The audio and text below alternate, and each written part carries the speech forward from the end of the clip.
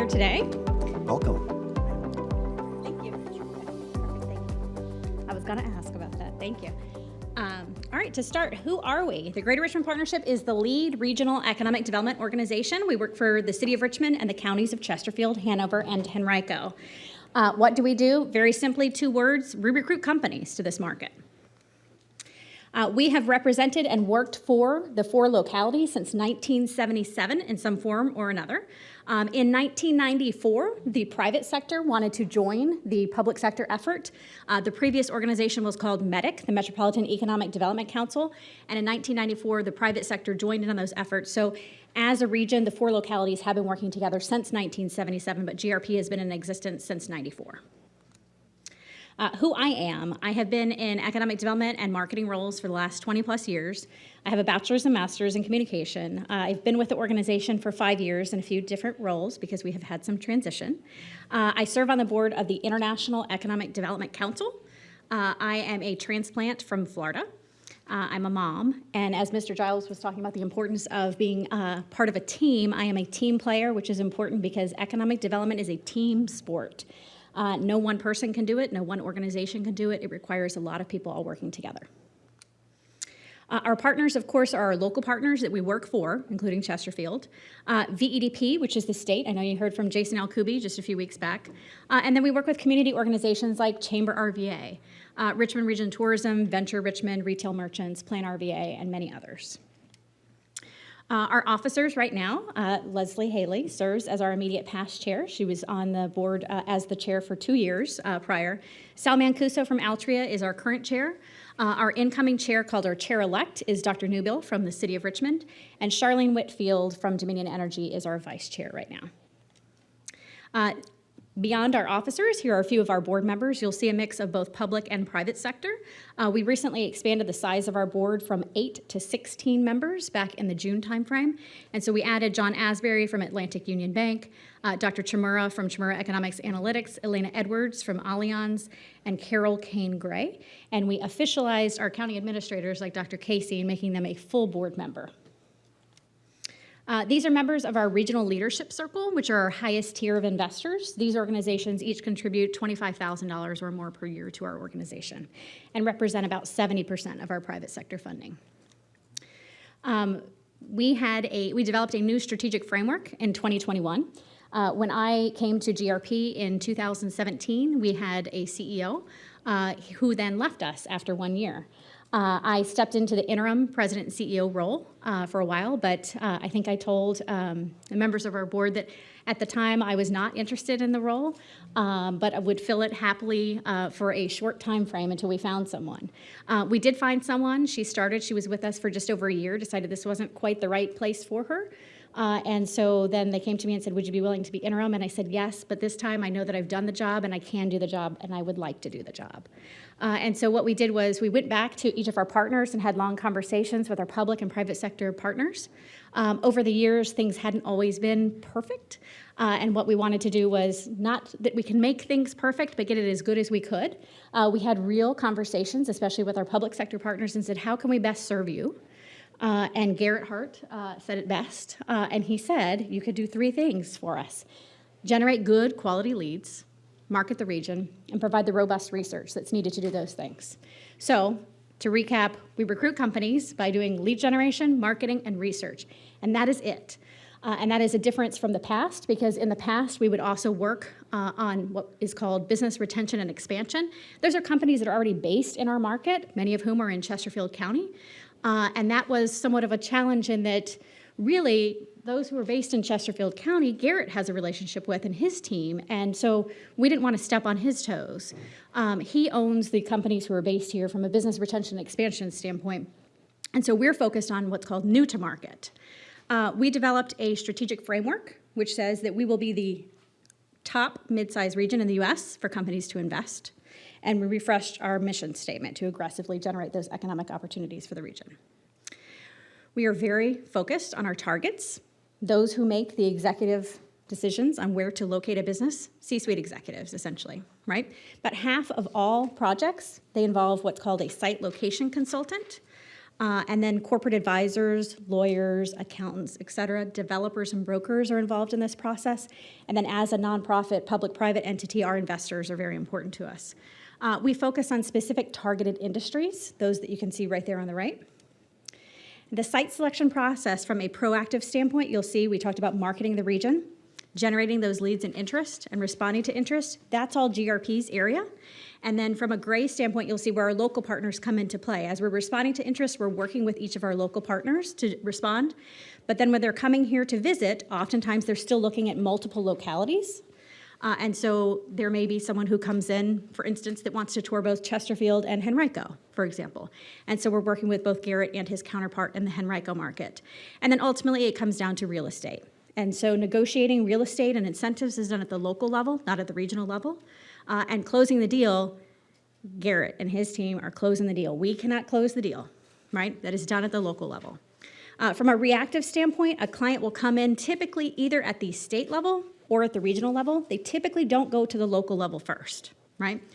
And so that's kind of how that goes in. So sometimes they will come to the state, which will then come to GRP, but sometimes they've already narrowed it down to a specific piece of real estate or a specific market, and so sometimes they will come in straight to the local. Our pipeline right now is the busiest that we've ever seen it in economic development. The pandemic has really caused companies to change how they're doing things. There are roughly 350 projects in our pipeline right now, which includes active projects and leads. But just looking at the active projects, not including the leads, there are 17,000 potential jobs, $20 billion in investment, and 20 million of square footage. This changes continually. Last week, that number was 15 billion in investment, and one project came in, which is a very large mega project, 1,000 jobs and 5 billion in CapEx. And so we're seeing these mega projects. What the consultants are telling us is that we need sites yesterday. Projects are moving along faster than they ever have. They typically would have taken 6 to 18 months to come to fruition. Now sometimes it's weeks. There's one particular project that is looking right now, and I was on a call with them yesterday, and they said, well, we really need to sign a lease by March 1st. So when they're coming to us, they typically have already shortlisted us. They have done all of their desktop research. They've been all over our website, so we're trying to capture them earlier on. So we have advanced analytics on our website so that we can see who's on our website and when they're looking, and we'll share that information. But there are multiple projects because of these mega sites that are looking at the exact same sites. Okay, and so that's something that I know that Jason had hit on, was the need for more sites. I talked a little bit about new versus existing, and so this gray area is really where Chesterfield and our local partners would work and own that BRE space, that business retention and expansion, and GRP is only focused on the 20% or so of those new-to-market companies. And so if you saw that pipeline, that's part of the puzzle. That's not all of it. So there's a lot more that's out there. Local companies that are looking at how they can expand their operations here. Competitiveness of Chesterfield. I went through and crunched the numbers. I had estimated this a few weeks ago to Garrett and Dr. Casey. I said, honestly, I think that you're up for about 95% of all of our projects, and I was wrong. It's exactly 92%. But that is, of all those projects, you are being considered. Now, of course, I can't have favorites because we work for all 4 of our partners, but that is not necessarily the case for all of the localities. So you have the product. You are very, very competitive for these projects. Only 5% of the time are you not initially on that consideration list, right? You have sites, you have buildings, you have Meadowville, very strong strengths, you have very good schools, strong growth rate, and lots of momentum. Additional sites will help Chesterfield win more jobs and investment. And this is something from Michelle Comerford, who is a site location consultant, one of those who's involved in half of all of those projects. And she said, site consultants have been preaching for years about the importance of development-ready sites. This isn't about the middle. And then she says, if you're still on the fence about investing by grading, bringing the utility lines, doing environmental studies, upgrading roads, now is the time. Now is the time. Key strengths of our market and of Chesterfield specifically: a diverse and ample workforce. First thing that companies will look for. Do you have the talent now? Will you have the talent into the future? Yes. Chesterfield is growing. Chesterfield has been growing at a stronger rate than many of the other localities. You have strong partnerships with the universities, the community colleges, and organizations like CCWA. Your location and infrastructure that are here, solid. Tax structure, incentives, very attractive for companies. You are focused on targeted industries, and led by Garrett, you have a very aggressive and responsive economic development team. Here's kind of an inside look of inside the pipeline, that 17,000 potential jobs, how they come to be. The lead sources that they are generated of that pipeline, 68% are generated by GRP's efforts. About 10% are referrals. We'd like that number to be a little bit higher. Those are some of the site location consultants. Those are very large projects. A lot of the VEDP projects are site location consultants as well. Then it would include brokers and other consultants, et cetera. Of the industries, you see advanced manufacturing, over a third of all projects. Right? That's important. A lot of these could be chip manufacturers or semiconductors. I know Jason had kind of given me the inside that Chesterfield had been up for the Intel project. The IT percentage, a lot of those would be data centers. You guys are fantastic at data centers. Some of that would also be cybersecurity. Bio and life sciences, there was a very strong effort going on with advanced pharmaceutical manufacturing that is taking place, and they are one of the 60 finalists for Build Back Better dollars. Food and beverage, obviously you guys do a really fantastic job here. Supply chain, and then finance and insurance and corporate services together make up about 10% of the pipeline right now. Advanced manufacturing of strength, 1,100 manufacturing facilities in our market, $1.8 billion invested since 2010. 1,900 degrees awarded annually, and about 31,000 workers in advanced manufacturing in this market. Results from 22 thus far, so we're on a July 1 fiscal as you are. 7 projects that have been won, 3 more have been won. The governor is just waiting to make those announcements. 2,600 jobs, $527 million in CapEx, and $2 million in square footage. And these are some of the wins from the last year. Obviously, a lot of those numbers come from CoStar, but 300 of those come from StarPlast, which is a manufacturing facility that located here, and iFit was a distribution facility, obviously, with 40 jobs in Chesterfield. When we have these announcements, we share this through social media, through our website, any and everywhere that we can. We share hot properties on flyers and distribute this information to site location consultants. And then we work to try and influence lists and rankings. And so this is a ranking from, this one specifically talks about Chesterfield economic development being one of the best places to live in the region. And then livability.com came out with their best places to live. They have a top 100 place to live. In 2019, we were number 46. In 2020, we were not on this list. And so we went to the editors and said, hey, here's why we should be on this list. Here's all the data. Here's the methodology behind this. And by the way, 46 is way too low. We want to be a lot higher than that. We think that we should be. We were number 27 this last year. We bring in site location consultants on an annual basis at least. We typically have brought in about 4 site location consultants per year. We just brought in 4 in the January timeframe, and we're looking to do that in a group setting multiple times per year. We go out to generate these leads, often trying to work with these site location consultants, but also to industry conferences and to targeted markets where companies are based. And we do that in partnership with our local economic development partners. So upcoming missions are to DC, to New York and New Jersey, Chicago, San Diego, Germany, and Canada, and that's before June. One of our challenges is that our region overall is less likely to be considered than our competitors. We've done some perception research a few different times in 2018, 2021 again. In fact, they are 33% more likely to consider Raleigh. Perception research on a scale of 1 to 10, how likely are you to consider the following locations for a place to expand or relocate a business? The red is site location consultants, the gray are C-suite executives, and you can see that we're ahead of our peers in Virginia, in Northern Virginia, and in Hampton Roads, but behind Columbus, Charleston, Raleigh, Nashville, and Charlotte. And so what is GRP doing? We are working very closely with our partners, especially at Richmond Region Tourism and with Chamber RVA to develop an image campaign. There is right now an RFP that is getting ready to launch and a campaign that we were hoping to launch before the end of our fiscal year in June.